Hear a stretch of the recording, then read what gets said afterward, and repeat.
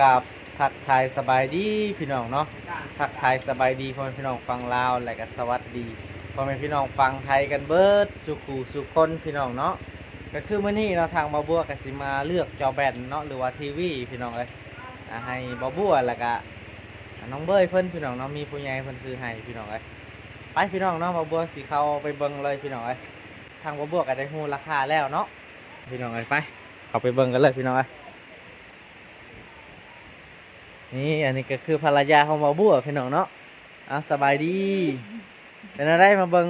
ยังเจ้าแบนเจ้าแบนงามป่ะงามโอ้ใหญ่ใหญ่เนาะได้หุบขึ้นหน่อยไปจีคนใหญ่ใหญ่พี่น้องเอ้ยไปพี่น้องเอ้ยทางสีเบิ้งสีเบิ่งเนาะเพราะว่าเอาสองเครื่องเนาะพี่น้องเนาะให้น้องเบยแล้วก็บ่าวบัวพี่น้องเอ้ยอันนี้ก็ขอบคุณผู้ใหญ่ใจดีเด้อเนาะพี่น้องเอ้ยไปเด้อพี่น้องเนาะผู้ใหญ่ใจดีเพิ่นก็ซื้อให้บ่าวบัวเนาะซื้อให้ลานเบิ่งอันนั้นการ์ตูนเนาะพี่น้องเอ้ยเพิ่นซัพพอร์ตการ์ตูนมาซ่านไปก่อนอื่นเฮากะสิให้เพิ่นทดลองเบิ่งก่อนเนาะพี่น้องเอ้ยไปเลย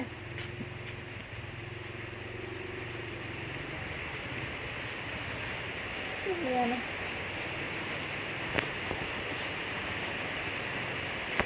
นี่เจ้าของเพิ่นเนาะพี่น้องเอ้ย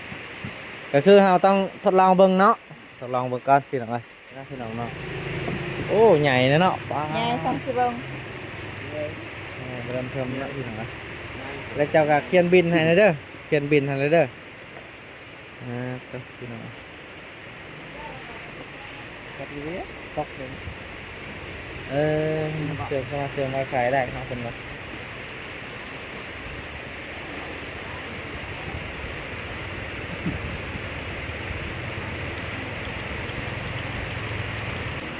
เขารู้จักซ้ำจังหวะเดี๋ยวย่อ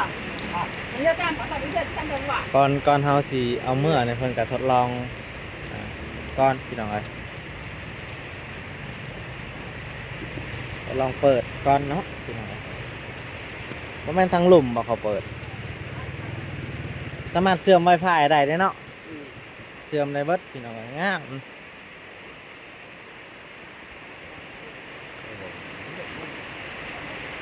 โอ้ได้แล้วอยู่ไสเขาเปิดไส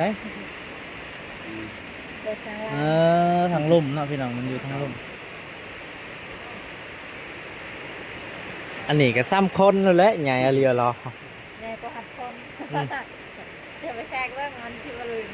ตัวพี่น้องเอ้ยติดตั้งโหลดว่ามีซองยัง31สมมุติต้องมีจานใส่เด้อเนาะจานเอาเทียมคันบ่มีก็ใส่บ่ได้วะ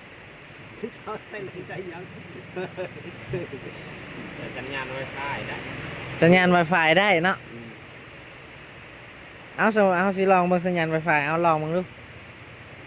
เจ้าลองเบิ่งสัญญาณ Wi-Fi เจ้าดูเอาเสื่อมได้บ่อยู่ไสเขาเสื่อมเอา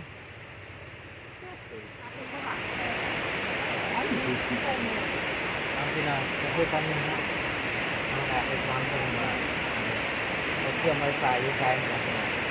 เราเชื่อมไวไฟแต่ว่าใหญ่เนาะพี่น้องใหญ่เลย ใหญ่30องคือความยาวคือ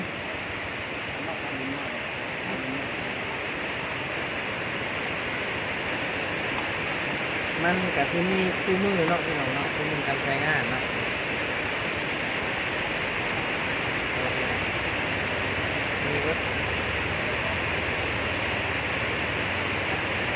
ขาตั้งเนาะพี่น้องแม่นบอกขาตั้งมันขาตั้งมันสองเนาะพี่น้องสองอันเนาะครบทุกอย่างเป็นไหน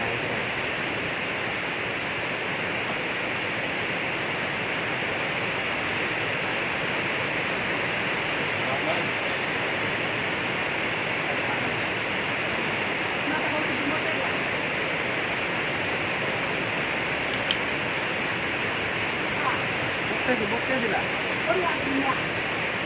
Oh iya, iya. Oh iya. Ayo kita.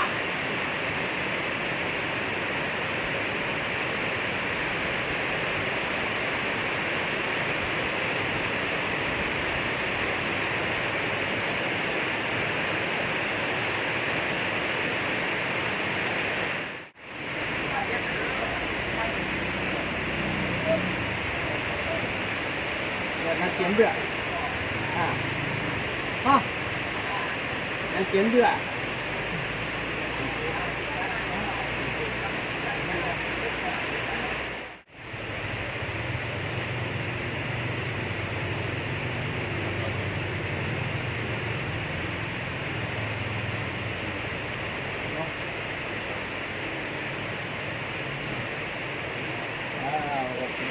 โอเคเนาะพี่น้องตอนนี้สิมาเชื่อมต่อเนาะพี่น้องนั่นเชื่อมต่อ YouTube เลยพี่น้อง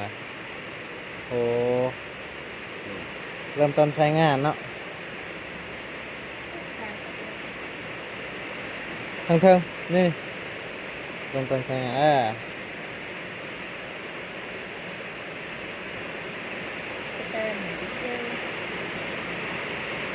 ะไรลงสู่ครับ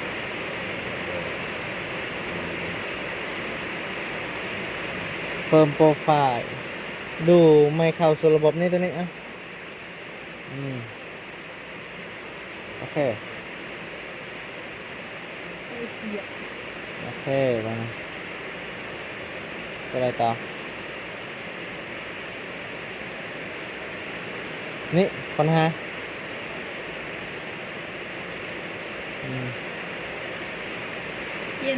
เพลง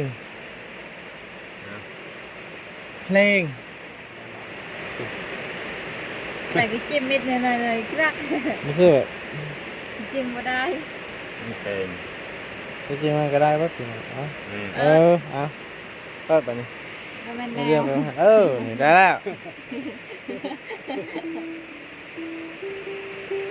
โอ้ได้เรียบร้อยพี่น้องสุดยอด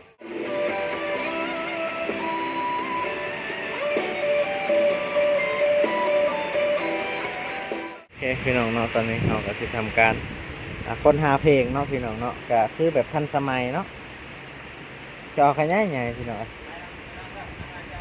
โอเคตกลงออกบ้านเนาะแค่ตกลงบรรยากาศในหาดเพลินเนาะฝนตกพี่น้องเนาะมีควายมากินยาพี่น้อง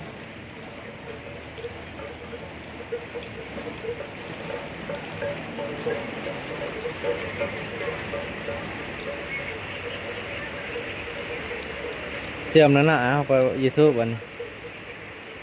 ร้อย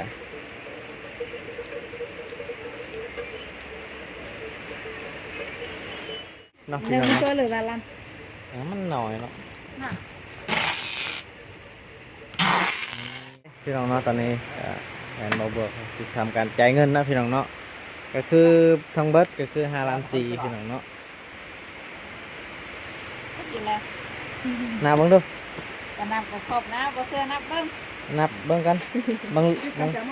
มันเหลือก็มี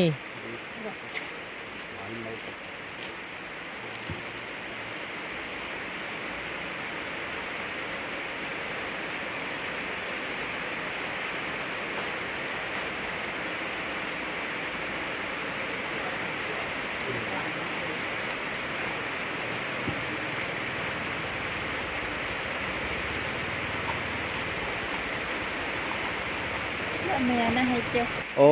เคนะพี่น้องเราก็สิทำการจ่ายเงินเรียบร้อยแล้วนะพี่น้องเนาะก็คือ2หน่วยก็คือ5 ล้าน 4เนาะพี่น้อง5 ล้าน 4 2หน่วยขอบใจน้องมาแล้วนี่เจ้าเนี่ยเจ้าก็คือแบบนี้ดิ ว่า เจ้าเลยนี่ ต่อพี่น้องมันจะเจ้าใจดีซื้อเสื้อให้เรา ว่าขอบใจมันจะแถมให้คาราบาวพี่น้องโอเคเนาะพี่น้องตอนนี้เราก็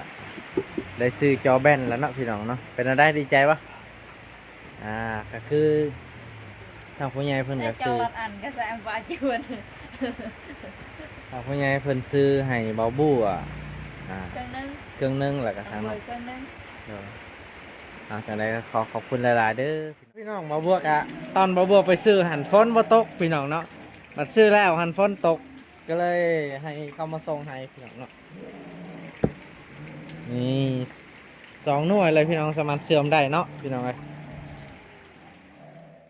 ก ก็โอเคเนาะพี่น้องเนาะก็คือมื้อนี้เบาบัวก็สิเอาจอแบนหรือว่าทีวีมาเซอร์ไพรส์น้องเบ้ยพี่น้องเอ้ยป้าโตพี่น้องเนาะใหญ่อีหลีเนาะคักอีหลีเบาบัวได้ทดลองแล้วพี่น้องคักเอาเบิ่งในแบบใหญ่คือคนตัวจริงเลยพี่น้องเอ้ยเกิดมาบ่เคยมีพี่น้องเอ้ยเนาะเอาจังใดก็ขอขอบคุณหลายๆเด้อขอบคุณผู้ใหญ่ใจดีเนาะพี่น้องเนาะ จังไดก็ขอขอบคุณหลายเด้อแม่เนาะขอให้แม่เพิ่นอยู่ดีไม่แห้งเนาะความเจ็บอย่าให้ใดความไข้อย่าให้มีเด้อแม่เนาะขอให้เพิ่นร่ำรวยพี่น้องเนาะปรารถนาสิ่งใดก็ขอให้ได้สิ่งนั้นเด้อแม่เนาะมื้อนี้บ่าวบัวก็สิ บวย มา กายฮะบ๊ายบายเด้อพอเด้อ มื้อนี้บ่าวบัวสิมาเซอร์ไพรส์น้องเบยพี่น้องบ่ฮู้ว่าเพิ่นสิดีใจบ่ น้อง พี่ บ น้ ว อย ง ครึ่งนึงพักกินครึ่งนึง คนละเครื่องเนาะพี่น้องเอ้ยเอ้าพี่น้องเนาะ บ๊ยบย ดีใจปะ ดีใจ บ่คิดบ่ฟันเลยว่าสิได้นะพ่อพี่น้องเอ้ยใหญ่เนาะซ้ำโตเจ้าแล้วเนาะเห็นบ่พี่น้อง ลืม ความใหญ่ สองคนอยู่ ไปพี่น้องเนาะก่อนอื่นเฮาก็สิมาเซอร์ไพรส์ทางน้องเบยเพิ่นเนาะแต่ว่าทาง บ่มีจันทร์ดาวเทียมมีแต่เสื่อม Wi-Fi คันมีก็ใช้ได้แต่ว่าบ่มีน่ะ แมนเชื่อม Wi-Fi ได้พี่น้อง แต่มันกับเปลือง2ต่อและเปลืองเงินซื้อเน็ตแล้วก็มาเสื่อมต่ออันนี้ บ่าวบัวก็ยังเบิ่งบ่าวบัวเบิ่งอยู่เทิงเฮือนยังเชื่อม Wi-Fi แต่ว่าก็สะดวกสบายเลยพี่น้องเอ้ยแต่ว่าเฮาก็สิ เปลืองเงิน เปลืองค่าเน็ตแหน่พี่น้องมันก็หลายอย่าง เพื่อมันสิดูดจาก เพิ่นก็สิให้น้องเบยเพิ่นบ่เหงาเนาะเบิ่งโทรทัศน์หรือว่าจอแบนเนาะใหญ่ๆพี่น้องเอ้ยเพิ่นก็บางทีก็มันก็บ่ได้เปลืองไฟเนาะตัวนี้พี่น้องเปลืองแต่ค่าเน็ตอย่างเดียวพี่น้องแล้วก็บ่คือแบบตู้เย็นมันก็สิเปลืองไฟแน่พี่น้องเอ้ยเอาไปพี่น้องเนาะบ่าวบัวก็สิมาซื้อไฟเพิ่นเลยพี่น้องเอ้ยโอเคนะพี่น้องตอนนี้ทางน้องไปเซอร์ไพรส์ทางน้องเพิ่นพี่น้องเนาะเป็นอะไรดีใจบ่เฮ็ดอะไรจังสิเซอร์ไพรส์เอาเบย ไม่จัก ไปเข้าไปเบิ่งเพื่อนครัวเพิ่นไปมื้อนี้บ่าวบัวสิพาเมียบ่าวบัวเนาะหรือว่าภรรยาบ่าวบัวมาเบิ่งเฮือนครัวเพิ่นพี่น้องนี่เป็นอะไร มันสิลื่นแท้ นี่พี่น้องเนาะ มันเปื้อนเนาะเป็นน้ำเนาะ แม่นมันเปื้อนเนาะ เป็นน้ำไฟอยู่นี่นะ ต่อเพิ่นเข้าไปดังไฟอยู่นี่แล้วพี่น้องเอ้ย เกลือแป้งนอกพันไว้อยู่นี่ เมียบ่าวบัวเพิ่นมาเบิ่งเนาะพี่น้องเอ้ยพาทางบ่าวบัวก็พาทางเมียเพิ่นมาเบิ่งพี่น้องมื้อนี้ก็ได้ ยาสุดมันปง เมื่อวานนี้เฮาเฮ็ดทำความสะอาดเนาะไปได้สะอาดบ่เอ้ย ยังสำหรับคอยยัง สำหรับคอยคือบ่พาน พี่น้องยังบ่ผ่าน โอ เนาะ เคกว่าเก่า แม่นเพราะว่ามันกับบริหกเนาะสำนี้ก็ถือว่าโอเคเนาะ ว่าอยู่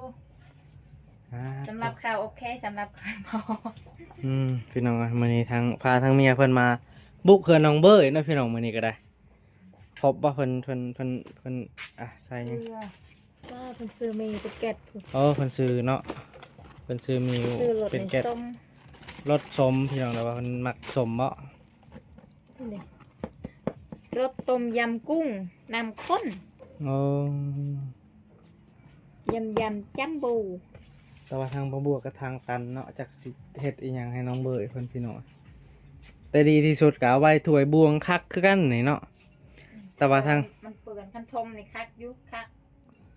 ทาง บ่เฮ็ดกินสบย ทางผู้ใหญ่ว่าให้ลื้อออกตัวนี้เนาะเพราะว่ามันยันมันเปื่อยเพิ่นว่าเพิ่นอยากให้มันลื้อออกเนาะลื้อออก ไม่เนาะมันเพนี่เนาะเพราะว่าเพมันเปื่อนแบบนี้ แม่น เขาบ่ได้รักษาเด้ อยากลื้อออกหั้นนะพี่น้องให้มันลงแจ้งแน่พี่น้องเนาะมันจังสะอาดเลยเนาะเพราะว่ามันบ่มีเป็ดไก่เลยเนาะพี่น้องอยู่นี่เนาะ เอามือบ่เลยบ่ เมื่อวันแล้วเป็ดไก่ บ่เลย แต่ว่าดีได้เพิ่นมาดังไฟอยู่นี่พี่น้องคักๆคือกันมีแต่ทางบ่าวบัวก็สิมาเซอร์ไพรส์เนาะไปได้ผักเพิ่นนี่ผ่านอยู่เว้ย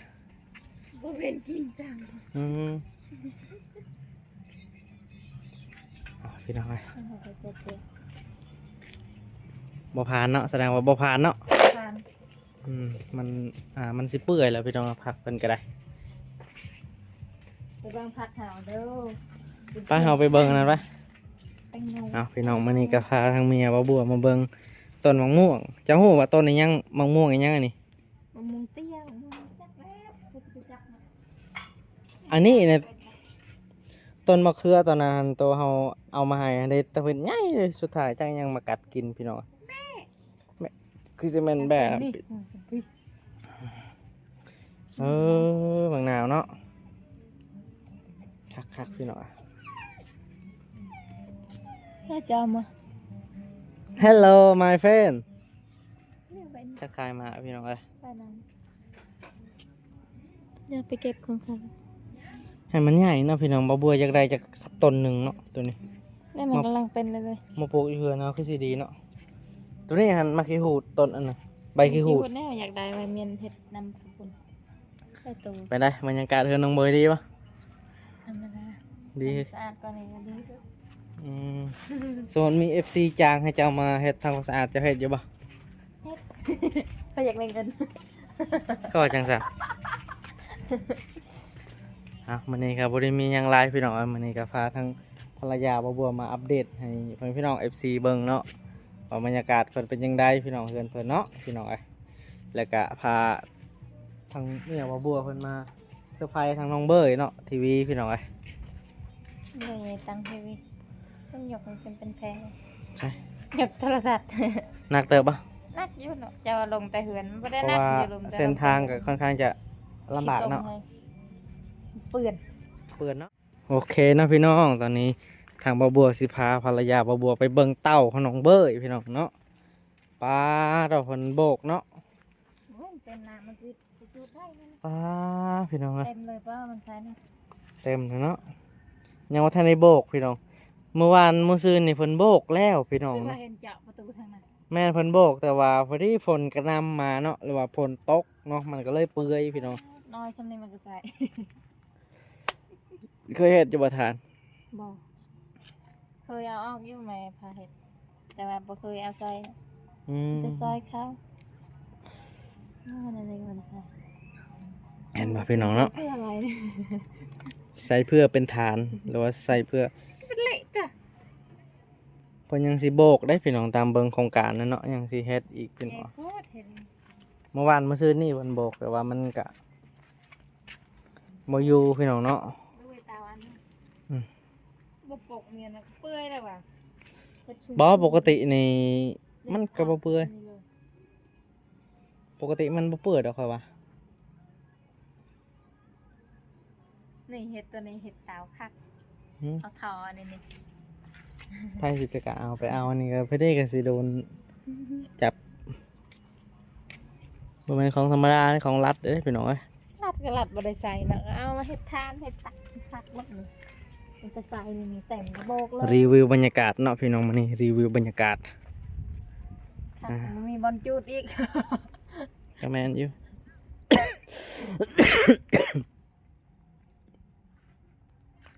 สิประมาณนี้เจ้าฮู้ว่ามาอีหยังอันนี้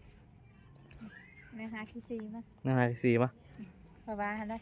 ทันอาชีพคอยมาก่อนนะ อาชีพความประเภทแนวนี้ก็ใส่กระโบกกระป๋องยางในขวดยางแล้วก็เจาะแล้วก็ใส่ยัดนี่แล้วก็มัดแล้วก็ตอยเอาแล้วก็เฮ็ดไม้ไผ่อันนี้ไม้ไผ่ซ้ำผิดแล้วก็น้อยๆบอลมัดแล้วเอายางมัด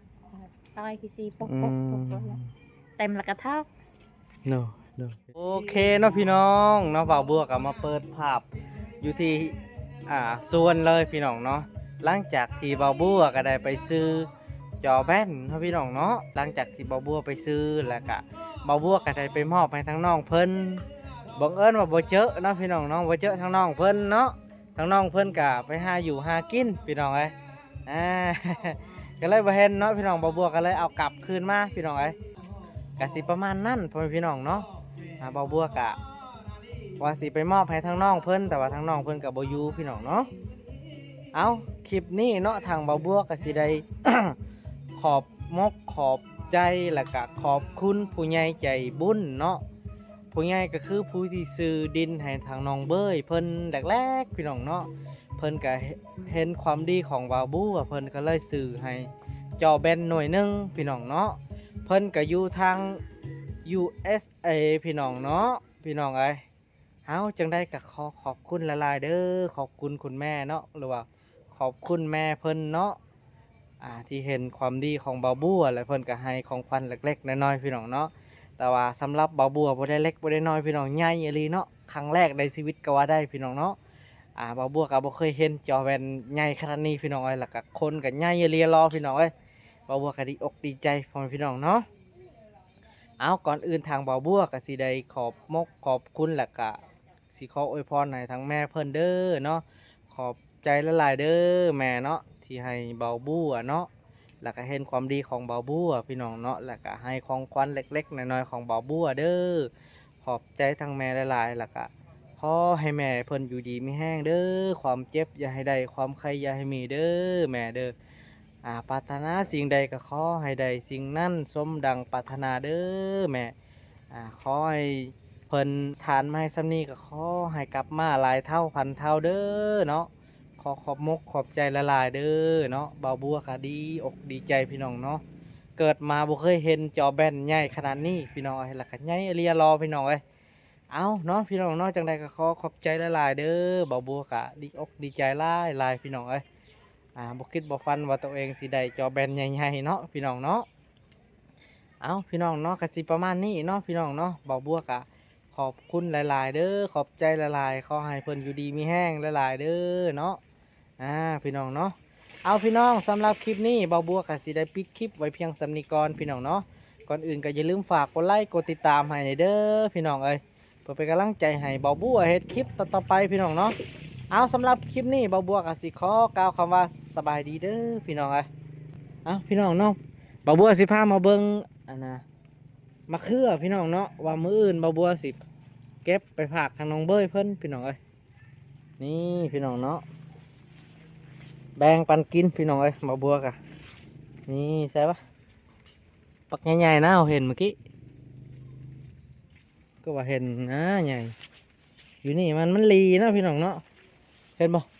ลายเด้พี่น้องเอ้ยนี่มากมันเห็นบ่เห็นบ่ทางนั้นก็มีเบัดพี่น้องลายอยู่นี่มันบ่ว่าต้นอันนี้มันมักลีนะพี่น้องเอ้ยนี่ตัวใหญ่นี่เห็นว่านี่ เบิ่งพอดีพอดามบ่เห็นพี่น้องเอ้ยกะสิประมาณนี้เด้อพี่น้องเนาะมีแต่มื้ออื่นบ่าวบัวกะสิไปหาทางน้องเบิ่นคือเก่าหั่นแหละพี่น้อง